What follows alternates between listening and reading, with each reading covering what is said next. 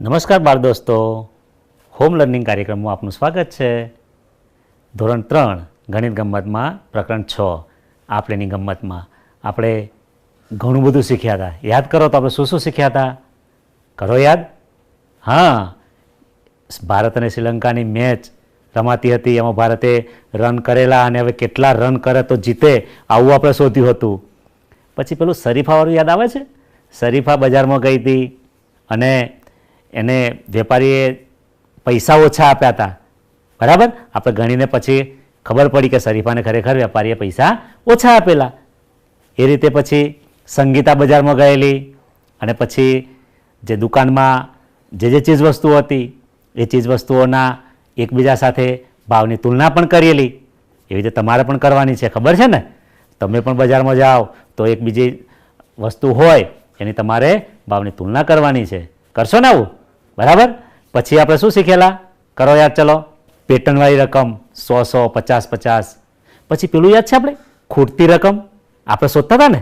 હા, એ ખૂટતી રકમ પણ આપણે શીખેલા. પછી ટપાલી કાકા બીમાર હતા, તેમને ટપાલ પણ આપણે ગણિતની મદદથી ગણતરી કરીને આપણે જે તે રૂમમાં પહોંચાડેલી. બરાબર ને? તો હવે આપણે આ એકમનું તમે કેટલું શીખ્યા છો એનું દઢીકરણ કરીએ, એટલે કે આ પુનરાવર્તન કરીએ. તો ચાલો આપણે એ કરીશું. એ પણ તમારી નોટબુકમાં તમારા લખવાનું છે.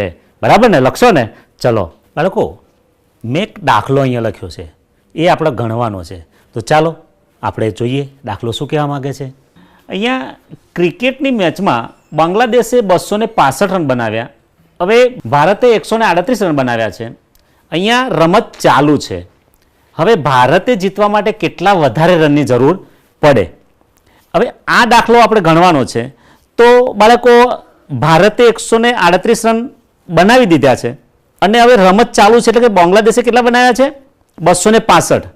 હવે ભારતે માનો કે આ મેચ જીતવી હોય તો કેટલા રન બનાવવા પડશે? કારણ કે બાંગ્લાદેશે 265 તો બનાવ્યા છે, તો 1 રન વધારે બનાવવું પડે ને, એટલે કે 266. હવે ભારતે 138 તો બનાવી દીધા છે, એટલે 266 માંથી આપણે શું કરવું પડશે? 266 માંથી 138 રન આપણે બાદ કરવા પડશે. પણ આપણે શરૂઆતમાં યાદ છે આપણે શેનાથી ગણ્યા હતા? તો આપણે મણકાથી ગણીએ. બરાબર ને? તો ચાલો જો બાળકો, અહીંયા 266 એમાંથી આપણે 138 બાદ કરવાના છે. બરાબર? તો જુઓ, અહીંયા 2 100 છે, એટલે કે 100 ની આપણે 2 માળા લઈશું. બરાબર? તો આ 1 અને 2 એટલે કે 200 થયા. હવે 6 દશક છે, એટલે 10 10 ની કેટલી માળા લેવી પડશે? 6. તો 1 2 3 4 5 અને 6. એકમમાં 6 છે તો 6 છૂટા આપણે મણકા લઈશું. તો ચલો મૂકીએ. 1 પછી 2 3 4 5 અને 6. બરાબર થઈ ગયા ને? કે જો 2 100 ની માળા એટલે કે 200, 10 10 ની માળા 6 એટલે કે 60 અને 6 છૂટા મણકા એટલે કે 266 થઈ ગયા. હવે નીચે જુઓ તમે કેટલા છે? 138. હવે અહીંયા આપણે બાદબાકી શરૂ કરીએ. તો બાદબાકી શરૂ કરવા માટે આપણે ક્યાંથી શરૂ કરીશું? બોલો? એકમથી. બરાબર. તો એકમમાં ઉપર કેટલા છે? 6 છે અને બાદ કેટલા કરવાના છે? 6 માંથી 8 બાદ કરવાના છે. હવે વિચારો તો 6 હોય એમાંથી 8 બાદ કરવાના હોય તો થશે? ના થાય. શું કર્યું તો આપણે? દસકો લીધો તો. બરાબર ને? તો હવે દશકના સ્થાનમાંથી આપણે શું કરીશું? દસકો લઈશું. બરાબર ને? હા, એટલે કે 6 ઉપર આપણે કેટલા થશે? 5 થશે. અને હવે એટલે કે 6 દશક હતી એટલે કેટલા દશક થઈ ગયા? 5 દશક. અને એમાંથી આપણે શું થશે? બાજુ ઉપર જશે, એકમ ઉપર આવશે, એટલે કે દસકો એકમ ઉપર આવ્યો એટલે કે કેટલા થશે? 10 અને 6 16. બરાબર, આવી રીતે થયું. બરાબર ને? હવે અહીંયા આપણે જુઓ મણકામાં, તો મણકામાં એક જે દશકમાં 10 10 ની 6 માળા છે એમાંથી આપણે એક લઈ અને એકમમાં મૂકીશું, એટલે કે એક લઈ લીધી આપણે અને એ અહીંયા છૂટા મણકા. બરાબર? કે 10 મણકા છે આપણે એકમમાં મૂકીએ. ચાલો જુઓ, ચલો અહીંયા એકમો કેટલા થયા? બરાબર ને? 5 ને 5 10 અને 6 16 થયા ને? હવે 16માંથી આપણે 8 બાદ કરવાના છે, એટલે કે શું કરીશું આપણે 8 મણકા આપણે લઈ લઈશું. ચલો 1 2 3 4 5 6 7 અને 8. એટલે 8 મણકા આપણે લઈ લીધા. હવે કેટલા વધ્યા ગણીએ? ચલો 1 2 3 4 5 6 7 અને 8. તો ચલો આપણે અહીંયા લખીશું ને 8. બરાબર. હવે દશકમાં, તો દશકમાં ઉપર કેટલા છે? 5 અને નીચે છે 3, એટલે કે 5માંથી આપણે 3 બાદ કરીશું, એટલે કે 3 લઈ લઈએ આપણે. તો 1 2 અને 3. હવે કેટલા વધ્યા ગણો તો? 1 અને 2, એટલે કે 2 દશક વધ્યા. બરાબર. હવે 100 ના સ્થાનમાં કેટલા છે? ઉપર છે 2 અને નીચે છે 1, એટલે કે 200માંથી 100 આપણે બાદ કરવાના છે. બરાબર. તો એક માળા આપણે 100 ની લઈ લઈએ ને, તો 1 એ લીધી. તો હવે કેટલી માળા વધી આપણી જોડે? 1 વધી. 100 ની 1 માળા વધી. બરાબર. 100 2 દશક એટલે કે 20 અને એકમ એટલે કે 8 એકમ. બરાબર. એટલે કે 128. આ આપણો જવાબ આવ્યો, 128. સરસ. આ દાખલો આપણે મણકાની મદદથી તો ગણી જોયો, પણ આપણે મૌખિક ગણવા માટેનો પ્રયત્ન કરીએ. તો ચાલો, મેં અહીંયા કાપા બોર્ડમાં લખ્યો છે, તો આપણે જોઈએ. અહીંયા જોશો તો ભારતે જીતવા માટે જરૂરી રન છે કેટલા છે? 266. જ્યારે ભારતે મેચ અત્યારે ચાલુ છે, એટલે કેટલા રન બનાવ્યા છે એને? 138. આ 138 રન બનાવ્યા છે. અહીંયા પ્રશ્ન એ પણ થશે તમને 266 કેમ? કારણ કે બાંગ્લાદેશે તો બનાવ્યા છે 265, પણ ભારતે 1 રન વધારે કરશે તો જીતી શકશે, એટલે કે 266. બરાબર. અને 266માંથી આપણે 138 બાદ કરવાના છે. તો જોઈએ. ચલો હવે અહીંયા જોશું તો આ જે દાખલો આપણે ગણવાનો પ્રયત્ન કરીશું બાદબાકીનો, તો બાદબાકીમાં શરૂઆત કઈથી કરીશું? આપણે બાદબાકી કરવી છે આ, તો બાદબાકી કઈથી કરીશું? તો કઈથી કરીશું આપણે? એકમના સ્થાનમાંથી. તો એકમમાં જુઓ કેટલા છે? 6 અને નીચે કેટલા છે? 8, એટલે કે 6માંથી 8 બાદ કરવાના છે. તો શું થશે? 6માંથી 8 બાદ થાય? ના થાય. તો શું કરીશું આપણે? 6 ઉપર દસકો લઈએ, એટલે અહીંયા કેટલા થશે? 5. અને દસકો અહીંયા એકમ ઉપર આવશે, તો કેટલા થશે? 10 અને 6 16. હવે અહીંયા જુઓ તમે, 16માંથી આપણે 8 બાદ કરવાના છે, એટલે કે 16માંથી 8 બાદ કરીએ તો યાદ કરો કઈ રીતે કરવાના આપણે? માનો કે તમારી આંગળીના વેઢાથી પણ કરી શકીએ ને આપણે. તો કરો ચલો. તો શરૂઆતમાં આપણે 16 ગણીએ, તો 1 2 3 4 5 6 7 8 9 10 11 12 13 14 15 અને 16. હવે 16માંથી બાદ કેટલા કરવાના છે આપણે? 8 બાદ કરવાના છે. બરાબર. તો 8 બાદ કરીએ તો ચલો 8 ગણીએ આપણે.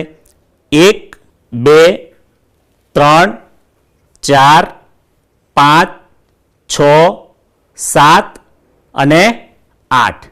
હવે કેટલા વધ્યા જુઓ તો? 1 2 3 4 5 6 7 અને 8. કેટલા વધ્યા? 8. તો આપણે અહીંયા 8 લખીએ. હવે અહીંયા 5 દશક અને એમાંથી 3 દશક બાદ કરવાના છે, એટલે કે 5માંથી 3 બાદ થશે તો કેટલા રહેશે? એ પણ હવે તો મૌખિક આવડે છે આપણને. તો 5માંથી 3 જાય તો કેટલા રહેશે? બરાબર 2 રહેશે. હવે 100માં 2 છે અને એમાંથી 100 બાદ કરવાના છે, એટલે કે 2માંથી 1 બાદ કરીએ તો કેટલા વધે? બરાબર 1 રહેશે. હવે જુઓ તમે, અહીંયા આ એકમમાં 8, દશકમાં 2 અને 100માં 1, એટલે કે 100 2 દશક અને 8 એકમ, એટલે કે 128. એટલે માનો કે ભારતે આ બાંગ્લાદેશ સામે આ મેચ જીતવી હશે તો કેટલા રન એને કરવા પડશે? હજુ બીજા 128 રન. એટલે કે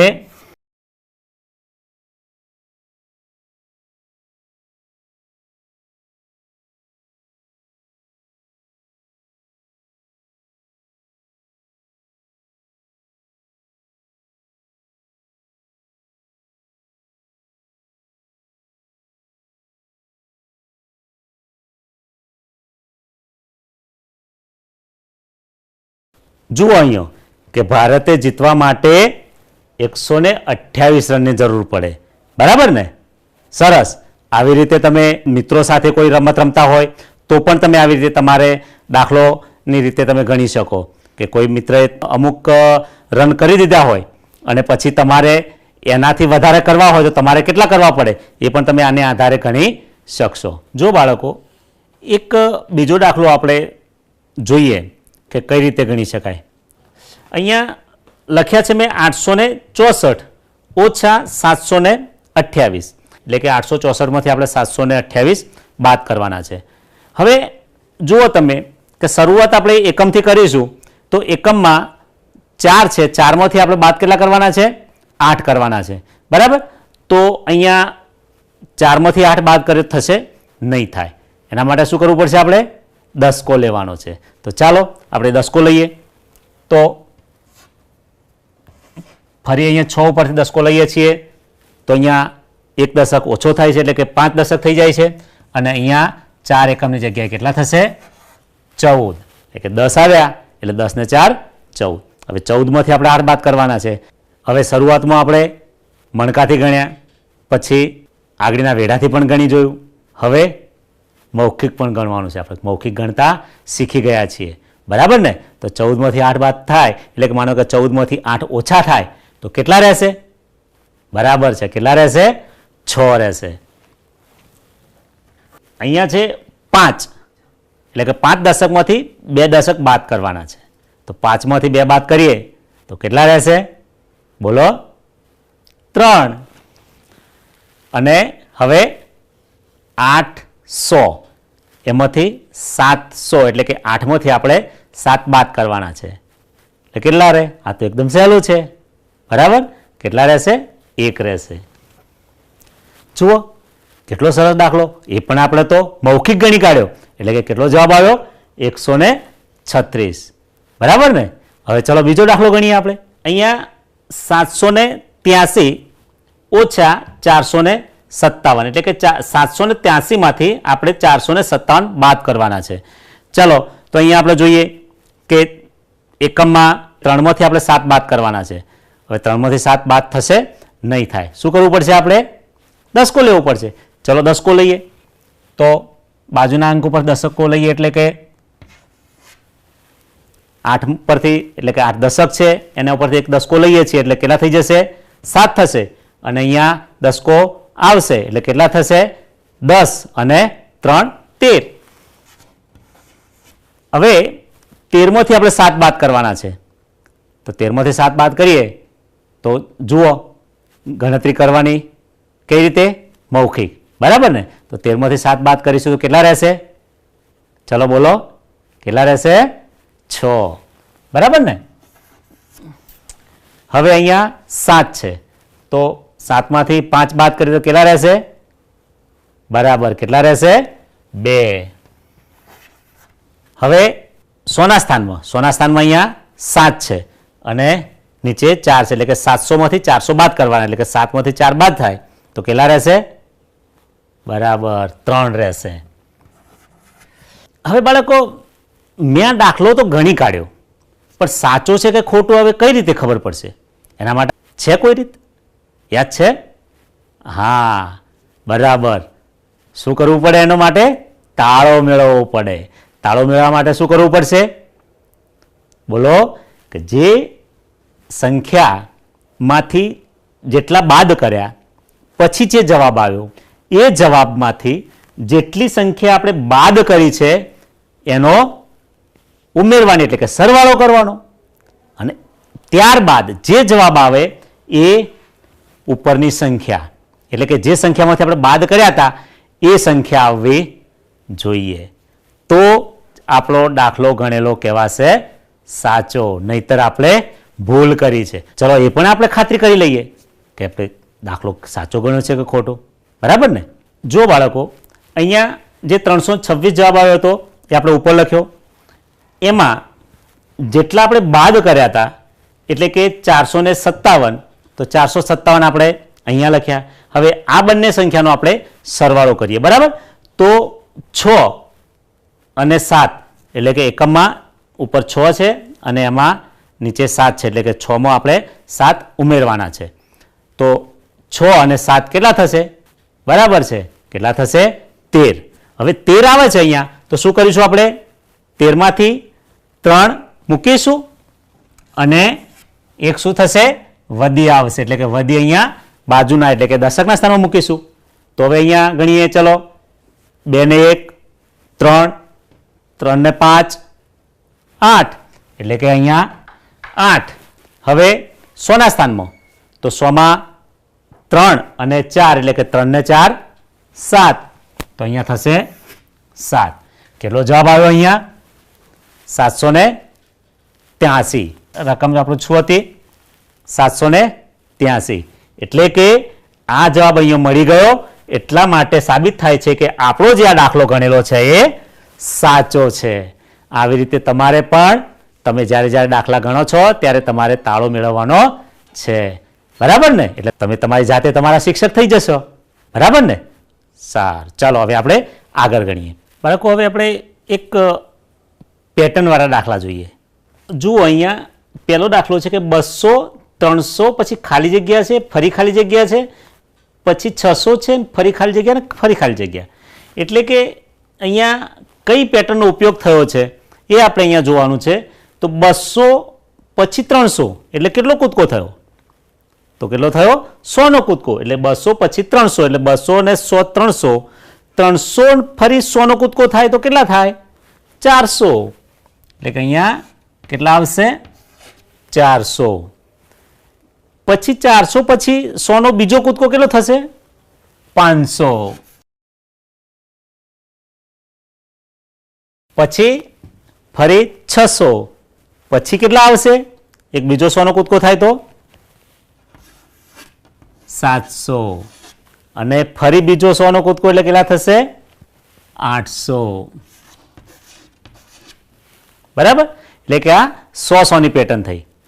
હવે બીજો દાખલો જોઈએ આપણે અહીંયા કે અહીંયા 550 આપ્યા છે, પછી તરત ખાલી જગ્યા આપી છે.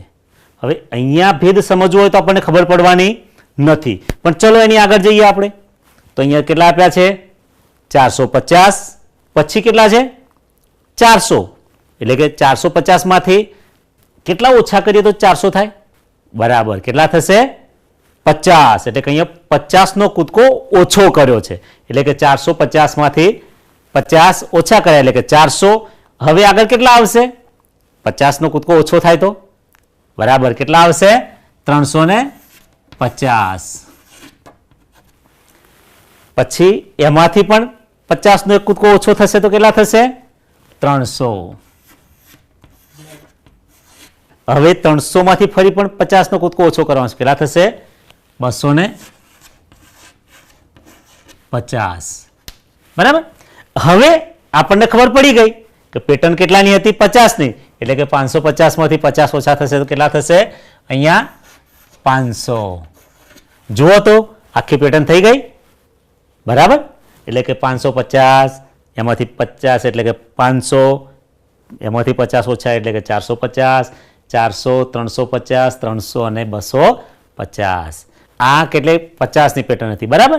હવે ત્રીજો દાખલો જુઓ તો અહીંયા કેટલા આપ્યા છે? 40, 60. એટલે કે શું થયું? 40 માં કેટલા ઉમેર્યા તો 60 થયા? બોલો. એક દસકો, બે દસકા, એવી રીતે. એટલે કે બે દસકા થયા ને, 40 ને એક દસકો એટલે 50, બીજો દસકો એટલે 60. એટલે કે કેટલા? 20. એટલે કે 40 માં 20 ઉમેરાયા એટલે 60 થયા. તો આ 20 ની પેટર્ન લાગી રહી છે. બરાબર ને? તો હવે ફરી 20 ઉમેરીએ તો કેટલા થશે? 80. ફરી આમાં 20 ઉમેરાશે તો કેટલા થશે? બોલો. 100. ફરી એમાં 20 નો કૂદકો થશે એટલે કેટલા થશે? 120. ફરી એમાં 20 તો કેટલા થશે? 140, ફરી બીજા 20 એટલે કેટલા થશે? 160. જોયું ને, આ 50, 100 અને 20ની આવી પેટર્ન આપણે જોઈ, બરાબર ને? તો હવે આગળનો દાખલો જોઈએ. જો બાળકો, એક અહીંયા બ્લેકબોર્ડ ઉપર એક દાખલો લખ્યો છે. આ દાખલો આપણે ગણવાનો છે, પહેલાં સમજવાનો છે કે શું દાખલો કહેવા માગે છે ને આપણે શું જવાબ શોધવાનો છે. તો ચાલો આપણે આ દાખલો પહેલાં સમજીએ. ચાલો, એક ગામમાં ગણિત વિજ્ઞાન પર્યાવરણ પ્રદર્શન યોજવામાં આવ્યું, જેમાં 2 દિવસમાં છોકરાઓ, છોકરીઓ અને શિક્ષકોએ આ પ્રદર્શનની મુલાકાત લીધી. હવે નીચેની વિગત જોઈએ આપણે કે પ્રથમ દિવસના મુલાકાતી એમાં છોકરાઓ 30 છે, છોકરીઓ 41 છે અને શિક્ષકો 6 છે. એવી રીતે બીજા દિવસના મુલાકાતી જોઈએ આપણે તો એમાં છોકરાઓ 42 છે, છોકરીઓ 49 છે અને શિક્ષકો 7 છે. આ દાખલાના આધારે નીચે 2 પ્રશ્નો પૂછ્યા છે. શું છે જોઈએ તો કે પહેલો પ્રશ્ન એવો કહેવા માગે છે કે પ્રથમ દિવસે કુલ કેટલા મુલાકાતીઓએ પ્રદર્શન નિહાળ્યું. જે પ્રથમ દિવસ હતો એમાં કુલ કેટલા મુલાકાતી, એટલે એમાં છોકરાઓ પણ આવી જશે, છોકરીઓ પણ આવી જશે અને શિક્ષકો પણ આવી જશે.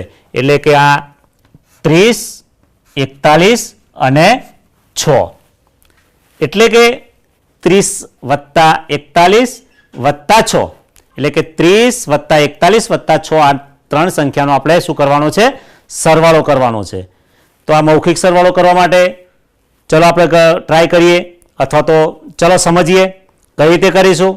જો અહીંયા નીચે લખું છું કે 30 + 41, એટલે કે +40 + 1 + 6, બરાબર? એટલે કે 30 ને 40 કેટલા થશે? 70. 70 અને 1 કેટલા થશે? 71. 71 ને 6 કેટલા થશે? 77. એટલે કે પ્રથમ દિવસે કુલ કેટલા મુલાકાતીઓએ પ્રદર્શન નિહાળ્યું? તો કેટલા મુલાકાતીઓએ પ્રદર્શન નિહાળ્યું? 77. હવે બીજો પ્રશ્ન એવો છે કે બંને દિવસોમાં કુલ કેટલી છોકરીઓએ પ્રદર્શન નિહાળ્યું? એટલે કે બંને દિવસમાં થઈને, એટલે કે પહેલા દિવસે છોકરીઓ કેટલી હતી મુલાકાતીમાં? 41, એટલે કે આ 41 અને બીજા દિવસની 49. આ બંનેનો સરવાળો કરવાનો છે. તો આપણે હવે મૌખિક કરીશું, બરાબર?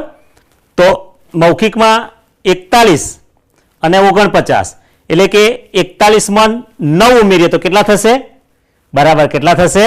50. અને 50માં આપણે કેટલા ઉમેરવાના છે? 40, એટલે કેટલા થશે? અરે વાહ, 90 થશે. એટલે કે બીજા દિવસે છોકરીઓ કેટલી હતી પ્રદર્શન નિહાળવામાં? તો 90 છોકરીઓ હતી. હવે બાળકો, આપણે શીખ્યા હતા પ્રકરણમાં કે પ્રશ્નો બનાવવાના.